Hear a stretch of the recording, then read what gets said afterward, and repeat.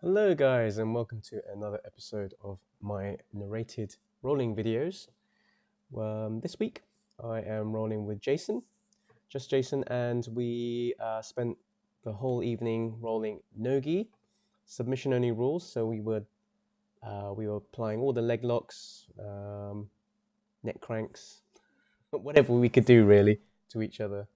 Ended up being a really good night, and just us experimenting and trying out stuff that I'll be honest, we don't normally do in our everyday grappling.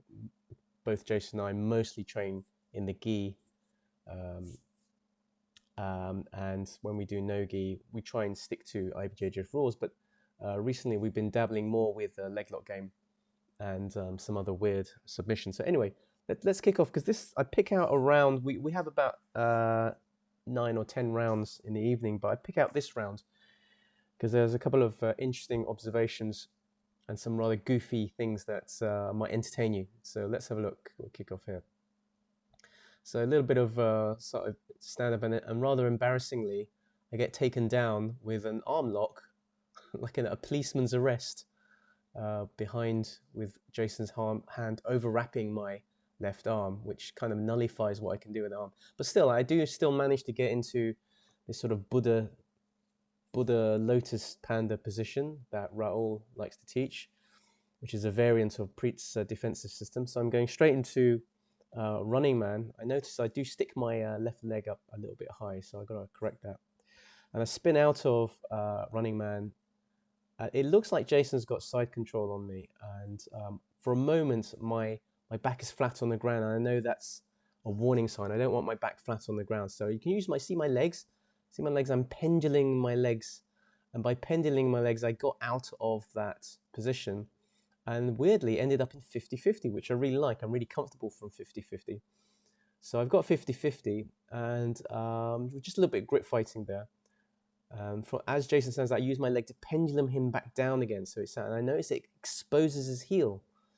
So I thought, well, let's give a little tug on his heel, see what happens.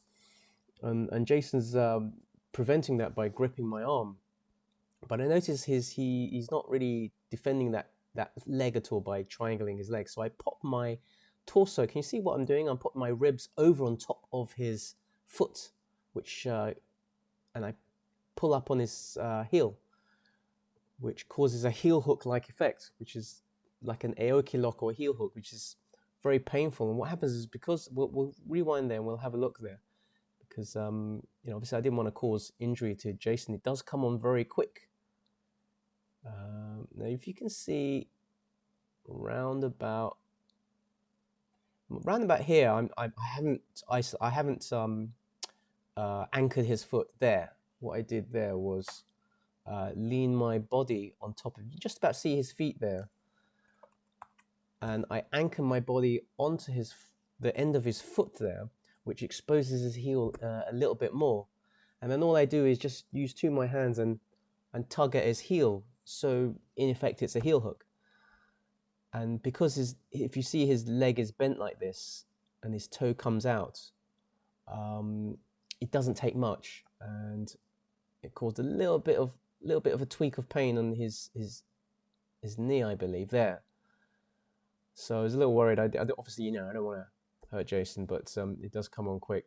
Thankfully, he was all right. Just a little bit of a warning sign.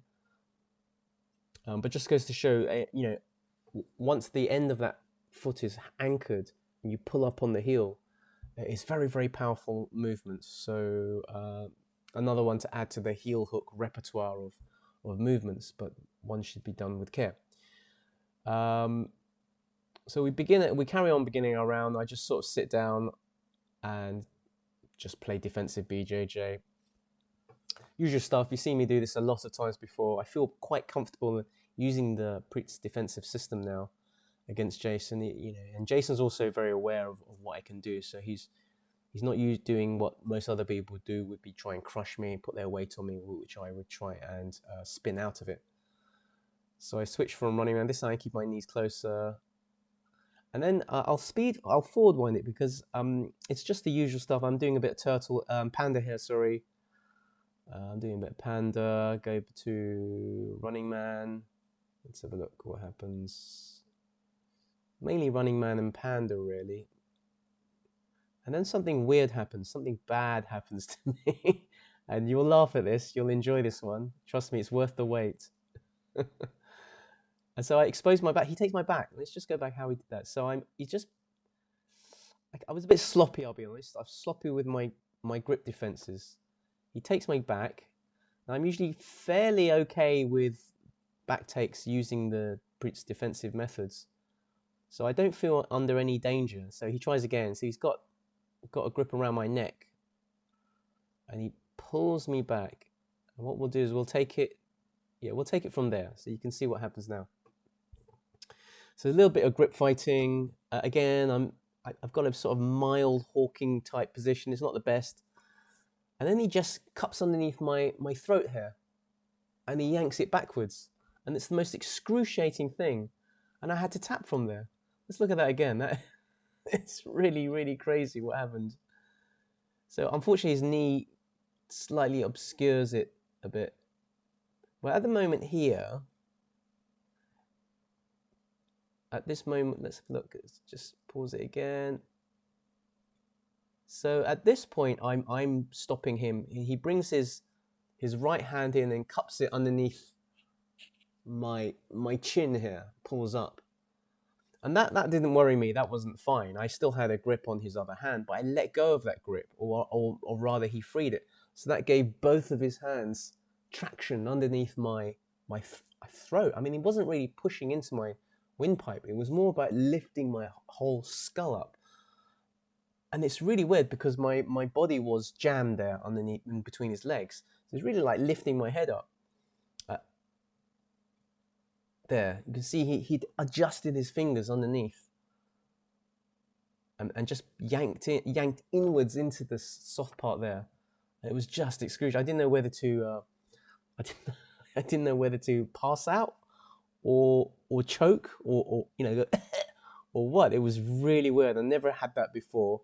As I say, we were, it was part of the rules that we set ourselves. We were allowed submission only attempts, so we could do stuff that wouldn't normally be allowed in IBJJF rules, just for fun. Obviously, we try and be a bit careful, but sometimes, when you do submission, and maybe like myself, I wasn't experienced with that particular move, shit just happens. So I'm still kind of a bit weirded out by that, and then timer goes bang. We called it like a weird reverse rape choke, but I don't know what you call it. Anyway, really weird, and hopefully I can defend that next time that's attempted on me. So you got to experience these foods for the first time. All right, all good fun. Anyway, that's the end of our quick roll. We did lots of things throughout the evening, lots of cool things, far more technical than what happened there. And maybe I'll save those for another session. But anyway, I hope you enjoy this one, just a short one. And thank you all for watching. Cheers.